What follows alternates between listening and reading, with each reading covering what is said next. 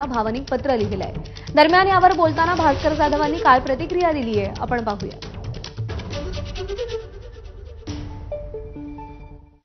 की कोण गेलेत त्यांना जाऊ द्या, भास्करराव तुम्ही चिंता करू नका, आम्ही तुमच्या पाठीशी गंभीरपणे उभे आहोत। ही साक्ष देण्याकरता, ही खात्री देण्याकरता आणि 100% पाठीशी उभं राहण्याकरता म्हणून ही गर्दी जमलेली आहे। त्यामुळे 4 गेले तर 40 मी निर्माण करणारच आहे।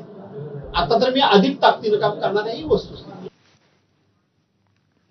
रायगड जिल्ह्यातील नागोडणेजवळील सुकेळी इथं टोलनाका उभारण्याचं काम सध्या सुरू आहे आणि त्याविरोधात आज राष्ट्रवादी काँग्रेस शरदचंद्र पवार पक्षानं निदर्शनं केली।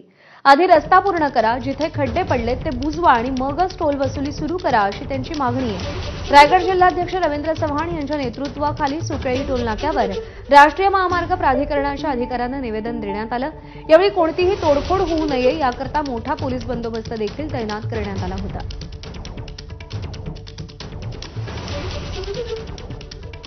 आमच्या कोकणातले सर्व चाकरमानी लोक आज गणपतीसाठी वर्षातून एकदाच येणारा हा आमचा सर्वात महत्त्वाचा सण आहे आणि त्यासाठी ही लोक येणार आहेत आणि त्यांच्यासाठी जर पुढे रस्त्यामध्ये मोठमोठे खड्डे वाढून ठेवले आहेत, हे जर स्वातंत्र्य दिनाच्या दिवसापर्यंत 15 ऑगस्टपर्यंत ह्या सरकारला, ह्या कॉन्ट्रॅक्टरला आम्ही डेडलाईन देतोय की 15 ऑगस्टच्या दिवशी हे रस्त्यामध्ये एकही खड्डा दिसता कामा नये, नाहीतर स्वातंत्र्य दिनाच्या दिवशी मुंबई गोवा राष्ट्रीय महामार्ग हा आम्ही चक्का जाम केल्याशिवाय सोडणार नाहीये।